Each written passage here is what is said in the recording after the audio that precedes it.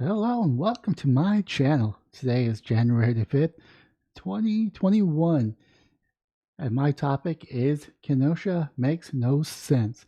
But however, yesterday I asked a question. If you could rebuild our government, how would you rebuild it? And the comment that I picked is from Nani. She wrote, "Hi, I would make them read what they sign. There will be a rule not to put irrelevant items in bills. This will make them smaller. Reps would represent the people and not a party. Ban lobbying, lower pay, less government, no special privileges or long-term benefits." Now, I do think that we do need lobbying in some capacity. Just for a perfect example, the NRA, even though I'm not a fan of them, but they actually lobby to protect our Second Amendment, so therefore it's useful. I don't know. I kind of agree with no lobbying because there's definitely a lot of lobbying that goes on that goes against our interests.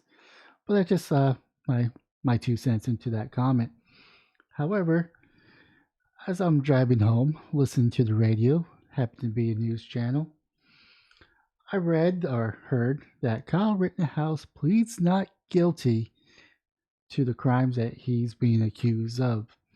However, if you read right here, no charges against the Wisconsin officer who shot Jacob Blake. So they're dropping all charges and not charging the officer. Now, I'm not disappointed in them not charging the officer, because I think it was mostly self-defense. Like I said, I really didn't watch all the videos, but I kind of know that Jacob Blake wasn't really following orders and may or may not be reaching for a weapon, and the officer had a right to defend himself against a potential attacker. And the reason why they dropped the charges, according to the news blurb, is that as an officer, he is still subject to the privilege of self-defense, which I agree with.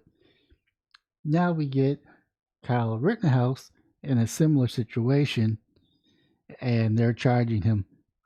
So what I'm disappointed is they're dropping the charges on the cop, but they're charging Kyle Rittenhouse. Now, my theory is that the unions wouldn't let the DA charge the cop. Yeah, because unions do have a lot of power, especially when it comes to law enforcement. And since there's no union behind Kyle Rittenhouse, because he's just a private citizen, they're going to go after him. Now, this is disappointing because Kenosha is pretty much telling all its citizens, all the people that are going to travel to Kenosha, that they don't have a right to self-defense.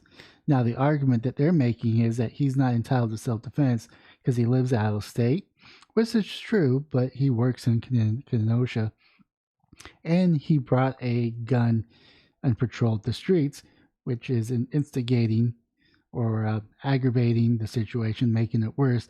Therefore, he's not entitled to self-defense, although there were days of riots and he was trying to protect his community that he works in because he probably enjoys the community. And I think people working together within a community does make it stronger. However, I am disappointed in maybe the hypocrisy or the double standard within the situation. Now, with that being said, leave a comment down below on what your thoughts are. And remember my question, leave a comment down below. For police reform, what would you like to be changed within the police? With that being said, have yourself a wonderful day, morning, or evening.